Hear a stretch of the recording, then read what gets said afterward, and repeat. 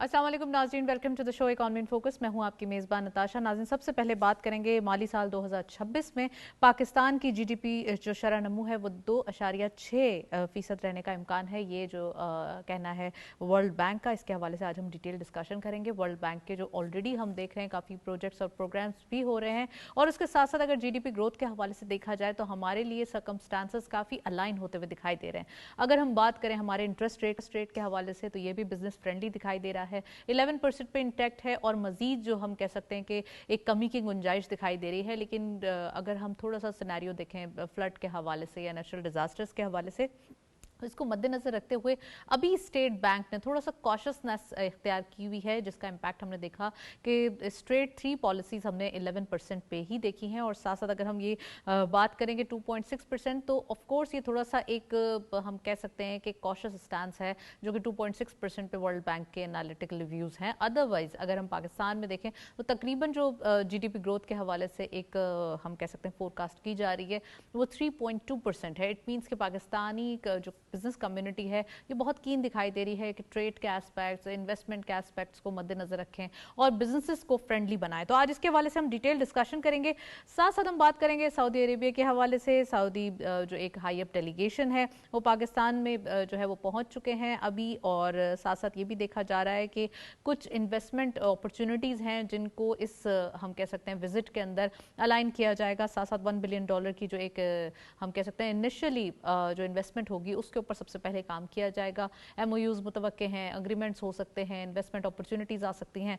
क्या क्या चीज़ें होंगी वो ऑफ कोर्स हम आपको मजीद अपडेट करते रहेंगे। लेकिन अब तक की रिपोर्ट के मुताबिक सऊदी जो डेलीगेशन है वो यहाँ पहुँच चुका है पाकिस्तान, और इसके ऊपर भी बात करेंगे। साथ साथ हम बात कर रहे हैं चेरी ऑटो मेकर्स के हवाले से। ऑफ कोर्स इसका जनवरी में 2026 में पाकिस्तान में गाड़ियों की मैन्युफैक्चरिंग स्टार्ट जो है वो करने का ऐलान किया गया है। ये चाइना की एक बड़ी कंपनी। साथ साथ ये भी देखा जा रहा है कि इनकी जो कार्स हैं वो काफ़ी मशहूर हैं, और पाकिस्तान में जब इनकी आमद होगी तो बहुत ज़्यादा इसके ऊपर हम देखेंगे कि एक कंपटीशन है वो बढ़ता हुआ दिखाई देगा।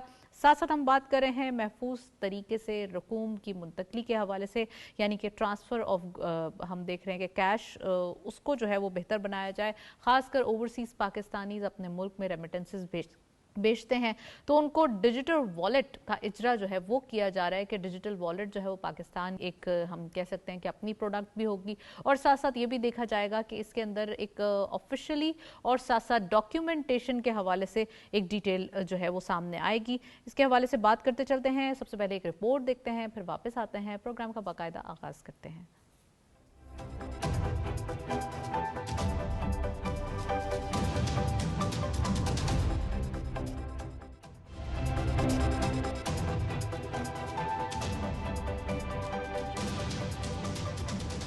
मौजूदा हुकूमत की मौसर माशी पॉलिसियों, बरवक्त कर्ज अदायगियों, IMF प्रोग्राम पर अमल दरामद, रेवेन्यू इस्लाहात और सरमायाकार दोस्त इक़दामात ने पाकिस्तान के डिफॉल्ट रिस्क में नुमायां कमी लाई है। पॉलिसी इस्तेहकाम और शफाफ माशी नज़्म ज़ब्त ने आलमी एतमाद बहाल करके मुल्की मईशत को दिवालिया खतरे से निकाल दिया है। मौक्कर अमरीकी जरीदे ब्लूमबर्ग की ताज़ा रिपोर्ट के मुताबिक पाकिस्तान उन चंद ममालिक में शामिल है जिनके दिवालिया होने के खदशात में नुमायां कमी आई है, और उभरती हुई मईशतों में पाकिस्तान दूसरे नंबर पर है। रिपोर्ट में बताया गया है कि गुज़िश्ता 15 माह यानी जून 2024 से सितंबर 2025 के दौरान पाकिस्तान के डिफॉल्ट रिस्क में 2200 पॉइंट्स की बेहतरी रिकॉर्ड की गई, जो माशी इस्तेहकाम और पायदार तरक्की की मजबूत अलामत है। ब्लूमबर्ग के मुताबिक तुर्की पाकिस्तान से आगे है, जबकि जनूबी अफ्रीका, एल सल्वाडोर और दीगर ममालिक में बेहतरी मामूली रही। इस नुमाया बेहतरी के पीछे मुतादिद अवामिल कार फरमा है, जिनमें ढांचाजाती इस्लाहात, कर्जों की बरवक्त अदायगी, IMF प्रोग्राम पर अमल दरामद और आलमी रेटिंग एजेंसियों S&P, फिच और मूडीज की मुस्बत दर्जाबंदियां शामिल है। माहिरीन का कहना है कि इन इक़दामात ने आलमी सरमायाकारों का पाकिस्तान पर एतमाद बहाल किया है, और अब वतन अजीज एक पुरएतमाद, मुस्तहकम और इस्लाहात पर गामजन मईशत के तौर पर दुनिया के सामने उभर रहा है। इकोनॉमिक स्टेबिलिटी की अगर हम बात करें तो ये बहुत ज़्यादा एक ज़रूरी है। ख़ासकर हम देख रहे हैं IMF के प्रोग्राम्स में जाना, इन प्रोग्राम्स को एक प्रॉपरली एक हम कह सकते हैं अलाइनमेंट के साथ कंप्लीट करना, और साथ साथ हमने देखा कि इससे पहले जितने प्रोग्राम्स हुए थे उसमें इतना ज़्यादा पाकिस्तान का होमवर्क या इतना ज़्यादा जो एक कंडीशनैलिटीज़ को फुलफिल करना, एक प्रॉपर होमवर्क होना, ये देखा नहीं जाता था। लेकिन अब हम देख रहे हैं, हमने 9 मंथ्स SBA प्रोग्राम भी किया था, आपको याद होगा इससे पहले का, वो भी एक अच्छा कंप्लीट हुआ था, एक अच्छे नोट पर फिनिश हुआ था, और साथ साथ साथ जब ये एक्सटेंडेड फंड फैसिलिटी स्टार्ट हुआ तो उसमें हमारी जो इकोनॉमी के सम्राट हैं वो वाज़े तौर पे दिखाई दे रहे हैं। इन तमाम चीज़ों पर बात करेंगे। We have a guest over Zoom, हमारे साथ मौजूद हैं मिर्ज़ा इश्तियाक बेग साहब। आप इकोनॉमिस्ट भी हैं, एनालिस्ट भी हैं, उनको वेलकम करेंगे। अस्सलाम वालेकुम sir, very warm welcome in the programme. क्या कहेंगे, बहुत सारी चीज़ें सामने आ रही हैं, साथ साथ सबसे पहले ये देखना कि जो हमारी, अगर हम थोड़ा सा एक आपने रिपोर्ट भी देखी है, उसमें एक हमारी जो एक लोन के हवाले से जो एक फ्रेमिंग है या लोन के हवाले से जो हमारी एक स्ट्रैटेजी है वो बड़ी एक अलाइन होती हुई दिखाई दे रही है। आईएमएफ के साथ डील करना, आईएमएफ के ऑलरेडी हमारे साथ मुज़ाकरात भी हो रहे हैं, यहाँ पे उनका मिशन भी आया हुआ था, और साथ साथ हम ये भी देख रहे थे कि चीज़ें जो है वो काफ़ी बेटरमेंट की तरफ हैं, बहुत सारी कंडीशनैलिटीज़ हमने फुलफिल की हैं, बहुत सारे अनपॉपुलर डिसीजंस इस गवर्नमेंट ने लिए जिसके सम्राट अब आते हुए दिखाई दे रहे हैं। क्या कहेंगे इश्तियाक बेग साहब, कैसा लग रहा है ये वक्त? Thank you very much for having me in your show. जैसे आपने अपनी इंट्रो में कहा है कि बड़ी बेहतरी की तरफ पाकिस्तान की इकोनॉमी गामजन है। आपने खुद ही बताया कि इंटरेस्ट रेट जो है 22% से 11% के ऊपर आ गए हैं। हमारा करंट अकाउंट डेफिसिट जो था वो खत्म हो गया, बल्कि अब हम जो है उसके अंदर पॉजिटिव के अंदर हम चल रहे हैं। हमारी रेमिटेंसेस ने हमें बड़ा सहारा दिया है जो 38 बिलियन तक पहुंच गई हैं, और उम्मीद ये की जा रही है कि आने वाला साल जो फाइनेंशियल ईयर है जिसमें हम चल रहे हैं, हम शायद $45 बिलियन जो हैं वो उसको हम उसके अंदर कवर कर लेंगे। तो ये सब बहुत पॉजिटिव चीजें हैं। आईएमएफ और वर्ल्ड बैंक जो हैं वो 2.6% जीडीपी के लिए कह रहा है, बट मैं आपको यकीन दिलाता हूँ इंशाल्लाह हम 3+ होंगे इस बार। हम 3 को हम पास कर लेंगे। और इकोनॉमी में बड़ी बेहतरी, सबसे बड़ी चीज ये है कि जैसे आपने भी अपनी रिपोर्ट में ये बताया कि एक सऊदी डेलीगेशन आया हुआ है, और शायद कल वो कराची के अंदर भी विजिट कर रहे हैं। यहाँ पे आरिफ हबीब साहब ने उसको पूरे डेलीगेशन को बुलाया है। देखिए ये आम डेलीगेशन नहीं है, ये जब हमारा मुआहदा हुआ है सऊदी के साथ, जो डिफेंस एग्रीमेंट हुआ है उसके बाद खास तौर पे आज पाकिस्तान की तारीख में इतना हैवी और इतना कभी स्ट्रॉन्ग जो है बिजनेस डेलीगेशन नहीं आया है, जिसको एक कोई प्रिंस हैं जो हैं वो उसको हेड कर रहे हैं। और इनको ये टारगेट दिया गया है कि 1 से $1.5 बिलियन आपने पाकिस्तान के इन्वेस्ट करना है। तो वो फुल माइंड बना के आए हैं कि हमने पाकिस्तान में किन शोबों में। अब डिपेंड ये करता है कि हमारा प्राइवेट सेक्टर किस तरीके से कितना प्रिपेयर्ड है इस चीज के लिए, किस तरह हम उनको कन्विंस करते हैं कि कहाँ पे वो इन्वेस्टमेंट करें। पैसे उन्होंने ऑलरेडी एलोकेट कर रखे हैं, एक बड़ा अमाउंट है, और अब हम इससे किस तरह फायदा उठा सकते हैं ये हम पे डिपेंड करता है। तो इस वक्त जो है वो शायद इस्लामाबाद में डेलीगेशन कल या परसों वो कराची में होंगे, और एक बिजनेसमैनों की एक बहुत बड़ी रिसेप्शन रखा गया है जहाँ पे B2B के साथ मीटिंग रखी गई है। वो एक लोगों से मिलेंगे और वो देखना चाहेंगे कि इन प्रोजेक्ट के अंदर ये तकरीबन 1 बिलियन 1.5 बिलियन जो है वो सऊदी अरब जो है पाकिस्तान के अंदर इन्वेस्ट कर सके। राइट। और जैसे जी हाँ जी। अच्छा इश्तियाक बेग साहब, आपने जिक्र किया सऊदी डेलीगेशन के हवाले से, हम देख रहे हैं हाई अप डेलीगेशन आया है, B2B रिलेशन आपने कहा, इसके हवाले से एक रिसेप्शन भी रखा जा रहा है कि ज़्यादातर B2B जितना ज़्यादा रिलेशन बिल्डअप हो सके हों। साथ साथ हम ये भी देख रहे हैं कि ये हम और आप काफ़ी अरसे से इस प्रोग्राम में डिस्कस भी करते आए हैं कि बिज़नेस कम्युनिटी को थोड़ा सा एक हम कह सकते हैं कि उनको जो है वो आगे बढ़कर काम करने दें। तो अब वो वक्त आ गया है कि बिज़नेस कम्युनिटी के लिए वो एक कंड्यूसिव इन्वायरमेंट रखा गया है गवर्नमेंट की जानिब से, वो एक प्लेटफॉर्म मैसर कर दिया गया है कि अब एक कहते हैं ना, अब आपने खुलकर जो है वो सिर्फ बिजनेसेस और ट्रेड और एक हम कह सकते हैं रिलेशंस की बात करनी है। तो इसके हवाले से कैसे देखते हैं? और $1 बिलियन की जो एक इनिशियल इन्वेस्टमेंट की बात की आपने, तो ओवरऑल एक क्यूमुलेटिव इन्वेस्टमेंट कितनी एक्सपेक्टेशन है आपको? देखिए मेरे ख्याल है, मैं हमेशा यही कहूंगा कि अब इट्स द बिगनिंग है, क्योंकि सऊदिया ने हमेशा पाकिस्तान का बड़ा साथ दिया है। मैं कभी नहीं भूलूंगा जब 2 साल पहले पाकिस्तान जो था वो डिफॉल्ट के बहुत करीब था, सऊदी अरब ने एक बहुत बड़ा अमाउंट जो था वो पाकिस्तान के अंदर आके प्लेस किया हमारे, जिससे हमारी जो आईएमएफ की एक शर्त थी, और इस वक्त आईएमएफ की माशाल्लाह तमाम शराइत जो हैं वो हम उसको मीट, जो उन्होंने टारगेट्स पाकिस्तान के लिए रखे थे वो हमने फुलफिल किए हैं। और इंशाल्लाह इनका जो इस वक्त रिव्यू के लिए लोग आए हुए हैं वो भी बड़े मुतमईन है पाकिस्तान की जो परफॉर्मेंस जो हमने उनसे वादे किए थे। अब सबसे बड़ी चीज ये है कि देखिए $1 बिलियन कहने को तो बहुत छोटा अमाउंट लगता है, but it's a very big amount. Can you imagine कि पाकिस्तान पूरे पूरे साल 2 साल 3 साल से हमारा ये रहा है कि जो हम फॉरेन डायरेक्ट इन्वेस्टमेंट है वो $1 बिलियन पाकिस्तान में नहीं आ सकी। कहाँ पे ये सऊदी डेलीगेशन आया है, जो ऑलरेडी ये फंड्स उनके पास रिजर्व हैं, उन्होंने एलोकेट किए हुए हैं कि ये हमने पाकिस्तान में, this is not the end. हमने इस वक्त चीज सबसे ज्यादा उनको जो अट्रैक्शन हम दे रहे हैं उसके अंदर माइनिंग के अंदर दे रहे हैं। सऊदी अरब ने ऑलरेडी रेपोटेट के अंदर काफी बड़ी सरमायाकारी हमारे साथ की है। पाकिस्तान में बंदरगाहें जो हैं उनकी भी कमी है, उसके अंदर भी इन्वेस्टमेंट उसके अंदर हो सकती है। और रिफाइनरीज जो हैं ये एक ऐसी चीज है जिसके अंदर पाकिस्तान हमेशा इसके अंदर कमी हमारे पास रिफाइनरीज की है। अगर रिफाइनरीज लगती हैं तो बहुत ज्यादा हमारे साथ पाकिस्तान में, और फिर पाकिस्तान का शुमार उन लोगों में होता है, उन कंट्रीज के यहाँ होता है जहाँ पे रिटर्न ऑफ प्रॉफिट जो है वो दूसरे कंट्रीज, यूरोपियन कंट्रीज से बहुत ज्यादा है। तो मैं ये सोचता हूँ कि अब हमारे मुश्किलात के दिन जो पाकिस्तान के हैं वो खत्म हो गए हैं, इन्वेस्टमेंट भी आना शुरू हो गई है, मुल्कों के दौरे भी हो रहे हैं। इस वक्त जब मैं आपसे बात कर रहा हूँ प्राइम मिनिस्टर साहब मलेशिया के अंदर जो है वो मौजूद हैं, वहाँ पे बिजनेसमैनों से भी मुलाकात की जा रही है, उनको भी कहा जा रहा है कि वो पाकिस्तान आके वो इन्वेस्ट करें। और सऊदीया के बाद कुछ इस तरह की खबरें हैं कि गल्फ के दूसरे कंट्रीज जो हैं वो भी पाकिस्तान के अंदर आके जो है वो इन्वेस्टमेंट कर रहे हैं। एग्रीकल्चर के अंदर अगर हम उनको लैंड देते हैं तो एग्रीकल्चर में, क्योंकि फूड सिक्योरिटी उनका बहुत इंपॉर्टेंट सब्जेक्ट है इस वक्त, जिसमें वो पाकिस्तान में इन्वेस्टमेंट करना चाहते हैं। तो पाकिस्तान जी माशाल्लाह इस वक्त शाइनिंग एट द मोमेंट जी। अब डिपेंड हम पे करता है कि हम इस वक्त से किस तरीके से फायदा उठा सकते हैं। बिल्कुल, और एक प्लान, एक हम कह सकते हैं बड़ी एक थ्योरी बना ली गई है कि इसके ऊपर जो है वो किस तरीके से फ़ायदा उठाना है। ये वक्त जो है वो बहुत इंपॉर्टेंट है वाकई, और इतने बेहतर हालात, इतनी बेहतर बिजनेस डिप्लोमेसी जो दिखाई दे रही है, ट्रेड के हवाले से न्यू हम कह सकते हैं एवेन्यूज़ को देखना, खासकर हमारे जो रेवेन्यू जनरेशन एरियाज़ हैं उनको प्रॉपरली टैप करना, यही प्रायोरिटी है गवर्नमेंट की भी। और ख़ासकर हमने ये देखा कि जिस तरीके से ये बिजनेस डिप्लोमेसी का एक हम इम्पैक्ट ले रहे हैं उसको देखते हुए या उसको मद्देनजर रखते हुए तो ऐसा लगता है कि तमाम प्रॉब्लम्स जो है वो जल्दी जल्दी जो है वो सोल्यूशन की तरफ आ जाएंगे। इश्तियाक बेग साहब, ये भी बताइएगा, आपने रीजनल ट्रेड के हवाले से जिक्र किया है। रीजनल ट्रेड में मलेशिया के of course it is on cards, Turkey के हवाले से अगर हम बात करें, थोड़ा सा चाइना तो ऑफ कोर्स हमारा ट्रेड पार्टनर है ही एक अरसे से, बांग्लादेश के हवाले से, इवन बार्टर ट्रेड के एवेन्यूज़ को भी जो टैप किया जा रहा है ईरान, अफगानिस्तान, रशिया के हवाले से, तो ये सारी चीज़ें हैं हमारे पास। कैसा लगता है आपको, कितनी ज़्यादा जो सेक्टोरल अगर थोड़ा सा जायज़ा लें हम, तो हमारे पास सारी चीज़ें मौजूद हैं, यानी कि हम ट्रेड को थोड़ा सा एक हम कह सकते हैं कि डिस्कस करना चाहते हैं।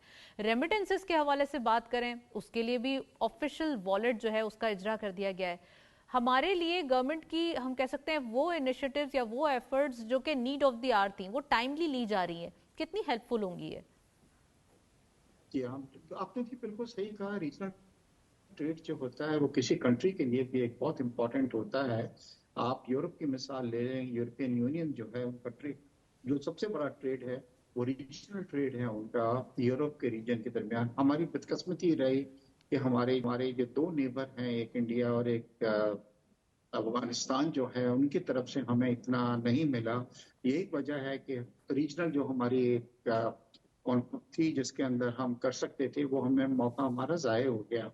बट इसके अलावा अब हम कोशिश कर रहे हैं कि Turkey is a very important business partner, हमारा ग्रो हो रहा है, हर साल बिजनेस 10% से ज्यादा टर्की के साथ हो रहा है। मलेशिया के साथ हमारा $1.5 बिलियन की जो है वो ट्रेड है, और हम तकरीबन $1 बिलियन से ज्यादा जो कुकिंग ऑयल है, जो एडिबल ऑयल है, वो वहां से हम इम्पोर्ट कर रहे हैं। और इस बार कुछ MOU साइन हुए हैं बिजनेसमैन के दरमियान, जहां पे मलेशिया पाकिस्तान को प्रेफरेंशियल ट्रेड जो है ऑफर कर रहा है, ताकि जो फेवर में उनके फेवर में ये जो हमारा ट्रेड है वो बैलेंस हो। चाइना के साथ आपने खुद कहा कि चाइना इस सबसे बहुत बड़ा हमारा जो है वो बिजनेस पार्टनर है, ट्रेडिंग पार्टनर है। पाकिस्तान अब इस वक्त जो है वो बॉन्ड भी ऑफर कर रहा है इंटरनेशनल मार्केट्स में, पांडा बॉन्ड जो है वो भी आप देखेंगे। तो मेरे ख्याल में देखिए, मगर यहाँ पे अगर इस पूरी गुफ्तगू में अगर हम अपने फील्ड मार्शल को अप्रिशिएट नहीं करें और प्राइम मिनिस्टर को अप्रिशिएट नहीं करें कि वो जिस तरीके से एक एम्बेसडर बन के पाकिस्तान के मुख्तलिफ कंट्रीज में जा रहे हैं, और उनका सबसे बड़ा फोकस ये है कि पाकिस्तान में किस तरह बेहतरी आए, इन्वेस्टमेंट आए, और उन्होंने ये तमाम चीजें जो एक साथ मिलकर कर रहे हैं, मेरे ख्याल say that is appreciative. Afghanistan में बहुत ज्यादा हम हो रही थी डॉलर्स की, आर्मी ने उसको बहुत अच्छी तरीके से कंट्रोल किया। ईरान के रास्ते भी काफी स्मगलिंग जो थी वो जारी थी, उसको कंट्रोल किया गया। और जब भी आप देखते हैं SIFC जो है वो बहुत इंपॉर्टेंट रोल प्ले कर रहा है, जहां हम देखते हैं कि स्मगलिंग हो रही है, अनऑफिशियल ज्यादा ट्रेड बढ़ गया है, तो उसको भी टाइट किया जा रहा है। तो काफी चीजों में बेहतरी आई है।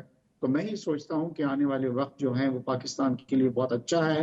IT की हमारी एक्सपोर्ट्स बढ़ रही है और हमारी एग्रीकल्चर की एक्सपोर्ट्स के अंदर भी इजाफा हो रहा है। और सबसे बड़ी चीज ये हुई है कि इस वक्त इंडिया के मुकाबले में पाकिस्तान जो है वो बेहतर पोजीशन में, इन वे के उनके ऊपर टैरिफ्स जो हैं बहुत ज्यादा टैरिफ्स लगाए गए हैं, जबकि पाकिस्तान के जो टैरिफ हैं अमेरिका के साथ वो बहुत रीजनेबल राइट। हैं। तो पाकिस्तान भी इन चीजों से फायदा उठा सकता है। अच्छा इश्तियाक बेग साहब, आपने जिक्र किया कि स्मगलिंग को रोका गया और एक प्रॉपर हम कह सकते हैं ऑफिशियल चैनल को या डॉक्यूमेंट्स को जो है डॉक्यूमेंटेशन को प्रमोट किया गया। तो अगर हम देख रहे हैं अभी डिजिटल वॉलेट के हवाले से बात करेंगे, रेमिटेंसेस ऑफिशियली आना, यानी कि हम कह सकते हैं डॉक्यूमेंटेशन की तरफ आना, ये बड़ा एक हम कह सकते हैं ज़बरदस्त इकदाम था वो जो फील्ड मार्शल साहब ने सबसे पहले बिजनेस कम्युनिटी के साथ मीटिंग करने के बाद ये कदम लिया था। आपको याद होगा डॉलर भी बहुत ज़्यादा उस वक्त बेहंगम हो रहा था और अब उसकी एक कंट्रोल्ड हम कह सकते हैं या फिर एक हम कह सकते हैं कि स्मूथ वे में जो है फरामी है वो देखी गई। तो ये तमाम चीजें इसलिए हुई कि रेमिटेंसेस जो है वो ऑफिशियली चैनल्स को जो है वहां से आने लगे, वो प्रमोट हुआ। तो अब डिजिटल वॉलेट का इजरा कर दिया गया है, इससे क्या फायदा होगा? खासकर अभी भी हम देख रहे हैं प्राइम मिनिस्टर साहब भी चेयर करते हैं, पर वीक हम देखते हैं कि ये मीटिंग होती है कि किस तरीके से जो कैशलेस इकोनॉमी है इसको प्रमोट किया जाए, डॉक्यूमेंटेशन को प्रमोट किया जाए। इसके हवाले से कुछ बताइएगा। देखिए, मैं हमेशा हर एक से ये कहता हूँ कि स्मगलिंग ने और जितना हमें नुकसान पहुंचाया इसने किसी ने नहीं पहुंचाया। यही वजह थी कि एक वक्त में आपको नजर ये मिसाल दे दूं कि अफगानिस्तान के टोटल जो इंपोर्ट है वो $7 to 8 बिलियन है, और अफगानिस्तान में कोई बैंक नहीं है जहां से कोई लेटर ऑफ क्रेडिट आप जी। एस्टेब्लिश करके उस चीज को इंपोर्ट कर लें। तो अफगानिस्तान के लोग पाकिस्तान आते थे और जिस रेट पे भी उनको डॉलर दस्तयाब होता था वो लेके स्मगलिंग उसकी हो जाती थी। और इसके अंदर जब आर्मी को ये पता लगा कि ये डॉलर्स जो है स्मगलिंग हो रही है, पाकिस्तानी रुपीस भी स्मगलिंग हो रही है, तो उसको रुकवाया गया। उसके बाद आपने देखा कि पाकिस्तानी रुपीस जो है वो बड़ा स्टेबल हुआ है और बड़े जी। अरसे से अब आप देख रही हैं कि एक खास जगह पे आके वो रुका हुआ है, उसके अंदर कोई तेजी आपको उसमें देखने में नहीं आई। रिमिटेंसेस स्टिल मैं सोचता हूँ कि इसके अंदर बहुत गुंजाइश है। अभी भी हमारी रेमिटेंसेस जो हैं वो थोड़ा हवाले से जो हैं कुछ लोग जो हैं बेचते हैं, मगर नए इकदाम जो लिए गए हैं जिसमें बैंकों को भी कुछ इंसेंटिव्स दिए गए हैं ताकि वो भी राइट। मेहनत करें और ज्यादा से ज्यादा सिस्टम को कम्बरसम नहीं बनाएं, जिससे लोग जो हैं वो बैंकिंग सिस्टम को यूज करें। मैं सोचता हूं कि इस बार आप गुड न्यूज सुनेंगे कि पाकिस्तान की रेमिटेंसेस $45 बिलियन जो है उससे भी बढ़ गए हैं। बिल्कुल तो बिल्कुल, चीजें वी आर वेरी बहुत पॉजिटिव की ऑप्टिमिस्टिक कि तरफ ये जा दिन रही हैं। आए और हम देखें। इश्तियाक बेग साहब, वन लास्ट क्वेश्चन आपसे करना चाहूंगी। चेरी जो एक बड़ी कंपनी है वो जनवरी 2026 में पाकिस्तान में अपनी मैन्युफैक्चरिंग जो है वो स्टार्ट कर रही है और इसका ऐलान भी कर दिया गया है बाकायदा। ये बताइएगा कि कितना इंपॉर्टेंट है बड़ी कंपनीज का पाकिस्तान में आना, बड़ी इंडस्ट्रीज का पाकिस्तान में आना, और खासकर ये जो ऑटो मेकर्स एक हम कह सकते थे कि यहाँ पे एक बड़ा कंपटीशन इसका जो है वो था नहीं हमारी मार्केट में, बड़ी एक गिने चुने हमारे पास नाम थे, इसके अंदर कंपटीशन पैदा होना कितना इंपॉर्टेंट है ये? देखिए, चेरी एक बहुत बड़ी ऑर्गेनाइजेशन है चाइना की, और ये कुछ छोटी मोटी न्यूज नहीं है कि चेरी पाकिस्तान में अपना असेंबलिंग प्लांट जो है वो सिंध के अंदर लगा रही है। ये एक बहुत बड़ी न्यूज के कौंसल जनरल मेरे अच्छे दोस्त हैं और मेरे जब राइट। भी उनसे मुलाकात हुई है वो ये कहते हैं कि जिस दिन चेरी पाकिस्तान में आ गई आप देखेंगे कि हमारी ऑटोमोबाइल जो है मार्केट वो टोटल चेंज हो जाएगी, क्योंकि चेरी जो है वो खास तौर के ऊपर बहुत सस्ती गाड़ियां जो हैं वो प्रोड्यूस करते हैं और इलेक्ट्रिक कार के अंदर इनका नाम है। इस वक्त दुनिया के 60-70 ममालिक में ऑलरेडी ये लोगों की फैक्ट्रीज जो हैं, असेंबली प्लांट जो हैं वो लगे हुए हैं। मुझे ये हैरानगी होती है कि हमने क्यों पहले चाइना की कार उसके ऊपर मैन्युफैक्चरिंग इंडस्ट्री की तरफ तवज्जो नहीं दी और हम करोला की तरफ गए और हम दूसरी गाड़ियों की तरफ गए जो बहुत ज्यादा महंगी थी। तो ये एक बड़ी अच्छी न्यूज है और सिंध के लिए खासतौर पर अच्छी न्यूज है कि उनका पहला प्लांट जो है वो सिंध के अंदर लगाया जा रहा है, राइट। जहां पे लोग एक सस्ते प्राइस के अंदर इलेक्ट्रिक कार्स जो हैं वो खरीद सकेंगे। राइट। अफोर्डेबल कार्स जो है वो मैसर होंगी। वेल इश्ताक भाई साहब आप हमारे साथ मौजूद रहे, काफ़ी डिटेल्स, बहुत बहुत शुक्रिया, आपने प्रोग्राम में ज्वाइन किया। हम देख रहे हैं कि खासकर जो एक कंपटीशन के हवाले से अगर कहा जाए तो गवर्नमेंट ने ये तमाम चीज़ें इसलिए भी अलाइन की हैं कि एक आम आवाम को या आम जो लोग हैं इससे मुस्तफ़ीद हो सके और उनको अफोर्डेबल प्राइस पे उनकी चीज़ें जो है वो मैसर हों। हमारे पास 100 इंडेक्स अपडेट्स भी मौजूद है। लेट्स हैव अ लुक आज की मार्केट में क्या अपडेट्स हैं जी। आज की मार्केट का जो सूरत हाल है वो देखते चलते हैं। सबसे पहले ओपन हुई मार्केट 1,67,752.4 के लेवल पर आज मार्केट का आगाज हुआ। हायर साइड पे मार्केट गई 1,68,518.97, lower was 1,65,997.21 and finally closure 1,66,173.74। आप देख सकते हैं 1,578.66 का डिक्लाइन आज की मार्केट में देखा गया, जबकि आप देख सकते हैं कि हायर साइड और लोअर साइड में एक वॉलेटिलिटी देखी गई है मार्केट के अंदर। ये एक हम कह सकते हैं कंसोलिडेशन प्रोसेस है मार्केट का, क्योंकि लास्ट वीक बहुत ज़्यादा नए साइकोलॉजिकल बैरियर और नए माइलस्टोन मार्केट ने अचीव किए थे। इस वीक हम कंसोलिडेशन के साथ साथ थोड़ा सा मार्केट में प्रॉफिट बुकिंग भी देख रहे हैं, जिसका एक इम्पैक्ट है। ऑफ कोर्स इतना ज़बरदस्त जब आपके पास नंबर्स जनरेट हो जाते हैं तो प्रॉफिट टेकिंग को रूल आउट नहीं किया जा सकता, तो इसीलिए मार्केट में ये थोड़े से हम देख सकते हैं कि एक प्रॉफिट बुक किए जा रहे हैं। एक ब्रेक की जाने चलते हैं, साथ रहिए।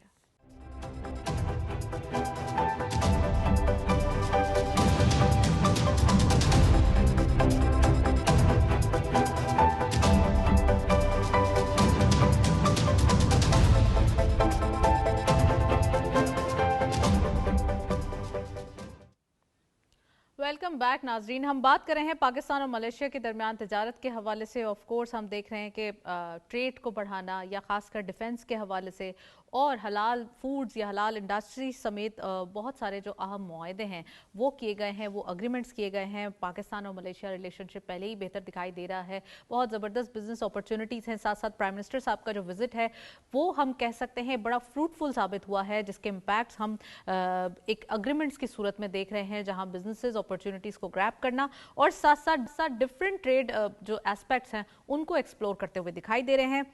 आज इसके हवाले से हम प्रॉपर डायसेक्शन करेंगे कि ये जो पाकिस्तान एंड मलेशिया मार्केट है ये कितना ज़्यादा एक जॉइंट वेंचर्स के हवाले से एक फ्रूटफुल साबित हो सकती है और साथ साथ इसके अंदर और भी जो न्यू हम कह सकते हैं कि अपॉर्चुनिटीज़ हैं वो कैसे प्रिवेल हो सकती हैं, आज की भी डिस्कस करेंगे। साथ साथ हम IMF के हवाले से बात करेंगे। IMF को ब्रीफिंग दी गई है रेकोडिक मंसूबे के हवाले से, यानी कि रेकोडिक प्रोजेक्ट जो जारी है और इसमें नेट कैश फ्लो तकरीबन $70 बिलियन जो है वो मुतवक्के है। तो आज इसके हवाले से भी डिटेल डिस्कशन करेंगे, कितना इंपॉर्टेंट है ये जो एक इन्वेस्टमेंट के हवाले से और खासकर इसके जो हम कह सकते हैं कि सम्राट सामने आएंगे वो कितने इंपॉर्टेंट होंगे। और साथ साथ हम बात करेंगे शरह सूद में कमी के हवाले से, जिसका इन्हिसार सैलाब के असरात को देखते हुए और IMF के जो जायजे हैं, यानी कि IMF का जो मिशन आया हुआ है उसके मुज़ाकरात के बाद जो है वो मुतवक्के होगा, ये governor state bank Jameel Ahmad साहब का कहना है। आज ये भी हम डिस्कस करेंगे। एंड जुलाई टू अगस्त यानी जुलाई एंड अगस्त के हवाले से भी बात करेंगे, जो कि गवर्नमेंट कर्जों के हवाले से जो है वो तकरीबन $430 अरब की कमी रिकॉर्ड की गई, यानी कि लोन्स के हवाले से जो हम बात भी कर रहे थे वो हमने देखा है तकरीबन $430 अरब की कमी देखी गई है, 430 अरब रुपए की, और जो कि बड़ा एक हम कह सकते हैं एक अच्छा अमाउंट है, बिग अमाउंट है, जो कि लोन में कमी होना ये बड़ा एक खुशाइन है। इसके हवाले से हम बात करेंगे। We have a guest over Zoom, हमारे साथ मौजूद हैं बशीर जान साहब, आप चेयरमैन हैं पाकिस्तान मलेशिया बिजनेस काउंसिल के, उनको वेलकम करेंगे। अस्सलाम वालेकुम sir, very warm welcome in the programme.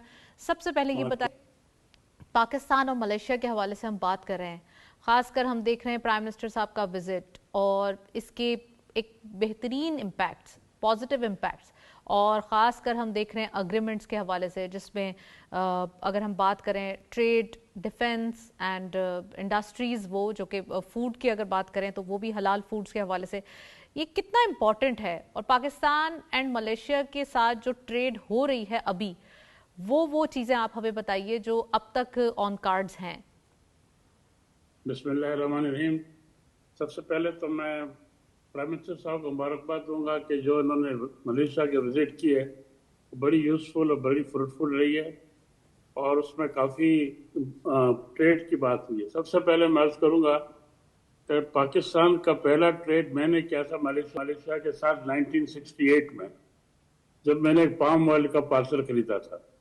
तो Malaysia is the biggest importer for Pakistan of palm oil from the beginning. और मेनली हमारी जो इम्पोर्ट है वो पाम ऑयल के ऊपर ही है। हमारी मलेशिया से एक्सपोर्ट ज़्यादा नहीं है, लेकिन हमने मेन ब्रेक थ्रू किया हुआ राइस के अंदर। हम मलेशिया को तकरीबन 3.5 से 4 लाख टन राइस एक्सपोर्ट करते हैं, स्पेशली एरी और बासमती राइस। अब जो मेन बात थी कि काफी चीजों में हम कुछ नहीं कर सके थे। इस दफा प्राइम मिनिस्टर की विजिट में और लास्ट प्राइम मिनिस्टर जब आए थे पाकिस्तान मलेशिया, वो था हलाल फूड के ऊपर। और it is very important now, इस दफा हमने एग्रीमेंट साइन किया हुआ है फॉर $200 मिलियन का फॉर दी एक्सपोर्ट ऑफ हलाल फूड। हलाल फूड मलेशिया में बहुत इंपॉर्टेंट है और इंशाल्लाह ये हमारे लिए नई मार्केट खुलेगी। नंबर 2, मलेशिया की टूरिस्ट बहुत बड़ी इंडस्ट्री है और ये रियलाइज कर दिया है मलेशियन टूरिस्ट ने कि पाकिस्तान की भी बहुत बड़ी टूरिस्ट इंडस्ट्री है। और मुझे खुशी है कि इस दफा प्राइम मिनिस्टर साहब ने इसके ऊपर भी जोर दिया है और अल्लाह का शुक्र है कि इसके ऊपर भी काम हो रहा है। Number 3, education. कुछ साल पहले बड़े मलेशियन पाकिस्तान में आते थे for the purpose of education और मेडिकल एक्सेट्रा। इस वक्त वो शॉर्ट है, लेकिन ये कि इसके ऊपर काम हो रहा है। जहाँ तक सवाल है पाकिस्तान की ट्रेड का, इस पर ट्रेड इम्बैलेंस मलेशिया की फेवर में है, लेकिन हमको एज एक्सपोर्टर्स पे काम करना पड़ेगा। हमने अभी तक पाकिस्तान टेक्सटाइल को वहाँ इतना ज्यादा इंट्रोड्यूस। बशीर साहब, मैं यहाँ आपको पॉज करूंगी और पूछना चाहूंगी कि हमारी इंपोर्ट कितनी है क्यूमुलेटिव और एक्सपोर्ट कितनी है क्यूमुलेटिव? हमारी एक्सपोर्ट जो है तकरीबन $1.5 से $2 बिलियन की है मलेशिया और इंडोनेशिया से पाम ऑयल की। राइट। और हमारी एक्सपोर्ट जो है 40 बिलियन से ऊपर नहीं है इस वक्त मलेशिया के साथ। बहुत we are totally in a gap system totally. और एक्सपोर्ट हमारी जो पाम ऑयल जो है हमारे लिए जरूरत बन गई है, क्योंकि palm oil the cheapest oil in the world. तो पाम ऑयल का इम्पोर्ट हम कम नहीं कर सकते, लेकिन हम एक्सपोर्ट ही अपनी बढ़ा सकते हैं। और एक्सपोर्ट में हमें इनसे ताउन चाहिए आईटी के ऊपर, हमें इनसे ताउन चाहिए टेली कम्युनिकेशन के ऊपर, एग्रीकल्चर के ऊपर। सबसे बड़ी प्रॉब्लम जो हमारी है एग्रीकल्चर यील्ड के ऊपर। मलेशिया इसके अंदर एक्सपर्ट है, specially in palm oil, specially in their own cultivation. तो अभी इस दफा भी एग्रीकल्चर के ऊपर बात हुई है और मेरा ख्याल से कि इसके ऊपर काम होगा। लेकिन ये कि मलेशिया में एक बात है कि क्वालिटी गुड्स जाते हैं। हमारे फैशन वाले खाड़ी वगैरह ने मलेशिया में खोला था दुकानें, लेकिन दे वर नॉट सो सक्सेसफुल। तो मेरा ख्याल है कि फैशन इंडस्ट्री जो है इसको बड़ा काम कर सकती है, क्योंकि वहाँ फैशन डिजाइन बहुत है। इसलिए मैं समझता हूँ गारमेंट का एक्सपोर्ट हमारा बहुत बढ़ सकता है। और गारमेंट में फैशन गारमेंट। और नंबर 3 जिस दफा जो मेन बात हुई है वहाँ मलेशिया के अंदर, वो मेनली हुई है एजुकेशन की और टूरिज्म की, और ये दोनों को भी एक्सपेंड कर सकते हैं। और जहाँ तक सवाल है, मैंने पीएम साहब से कहा था 2 बातें जरूर रेज करें मलेशिया में। नंबर 1, मलेशिया ने क्रूड पाम ऑयल पे ड्यूटी लगा दी है। अच्छा। इसकी वजह से हमारी रिफाइनरी सफर कर रही है, एक अनयूजुअल बात है। दूसरी बात यह कि हमारा राइस का एक्सपोर्ट ज्यादा नहीं बढ़ रहा है, तो मलेशिया प्रेफर करता है एशियन कंट्रीज को। और एशियन कंट्रीज में हम नहीं आते हैं, तो हमने पीएम साहब से कहा था कि ये जरूर कहे प्राइम मिनिस्टर साहब से कि हम कम्पिटिटिव अगर हैं तो राइस हमसे लेना चाहिए, not from any other country. और मुझे खुशी है कि ये बात प्राइम मिनिस्टर साहब ने रेज की है और बिजनेस फोरम में इसकी बात हुई है कि बर्ना जो बायर है सबसे बड़ा, उसने अश्योर किया हमारे बिजनेसमैन को कि they will by this time bigger quantity of rice from Pakistan. Mainly तो ये सक्सेस हमारी होगी राइस के ऊपर। दूसरी बात यह कि जहाँ तक सवाल है हमारी टेली कम्युनिकेशन का और एग्रीकल्चर का, उसके अंदर डेफिनेटली हम इनवाइट करना चाहते हैं मलेशियंस को कि why not to do explore it in Malaysia in palm oil in Pakistan. Palm oil को हम क्यों नहीं ग्रो कर सकते? उसकी हमारे पास सिंध की कोस्ट लाइन पे काफी एक अपॉर्चुनिटी मौजूद है कि यहाँ पे एक अच्छा पाम ऑयल जनरेट किया जा सकता है, प्रोड्यूस किया जा सकता है, और इसके ऊपर काम भी हो रहा था। तो आपको लगता है कि यहाँ पर इतनी गुंजाइश है, हमारे पास एक लैंड भी है और एक उनके लिए मुवाफिक एनवायरनमेंट भी है, तो क्यों अब तक हम उसको डिले कर रहे हैं? देखिए, इस पे हम काम कर चुके हैं कोस्टल लाइन के ऊपर। Unfortunately with due respect I will say you कि सिंध गवर्नमेंट ने अभी तक इस पे सीरियस नहीं हुई है। राइट। कोस्टल लाइन के ऊपर हमने काफी मेहनत की है 5-6 साल से। अब हमने SIFC पे काम दिया हुआ है कि वो कोशिश करें, और अगर उस पर अगर हम कोस्टल लाइन, क्योंकि मलेशिया हमको एक्सपर्टीज देने को तैयार है, हम जॉइंट वेंचर है मलेशिया का हमारे साथ, और उनकी एक गवर्नमेंट की company फेल्डा is the largest producer of palm oil in Malaysia, and they assured us that they will give us the technical help also. अब प्रॉब्लम ये है कि हमारे यहाँ सिंध गवर्नमेंट सीरियस हो जाए और कोस्टल लैंड पे हम काम करें, तो इंशाल्लाह हम 3-4 साल में पाम ऑयल यहाँ ग्रो कर सकते हैं। बिल्कुल सही फरमाया आपने बशीर साहब, आप बिल्कुल सही फरमा रहे थे। पाकिस्तान और मलेशिया का रिलेशनशिप काफ़ी एक इम्पॉर्टेंट है, और ख़ासकर अब जो अग्रीमेंट्स हुए हैं इससे आने वाले दिनों में ज़बरदस्त एक positivity in the field of impact, positive impact सामने आएगी। Well, thank you so much, आपने प्रोग्राम में ज्वाइन किया और यहाँ पर जो है हमारे साथ ये तमाम इन्फॉर्मेशन शेयर की। हमारे पास अपडेट्स मौजूद हैं कमोडिटीज़ के हवाले से। लेट्स हैव अ लुक आज की मार्केट में हमारे क्या क्या अपडेट्स मौजूद हैं। जी, सबसे पहले गोल्ड की पर तोला प्राइस 4,20,421 रुपीस गोल्ड पर तोला प्राइस लोकल मार्केट के अंदर हायर साइड पे है, और तकरीबन 20,000 का हम कह सकते हैं जंप दिखाई दे रहा है।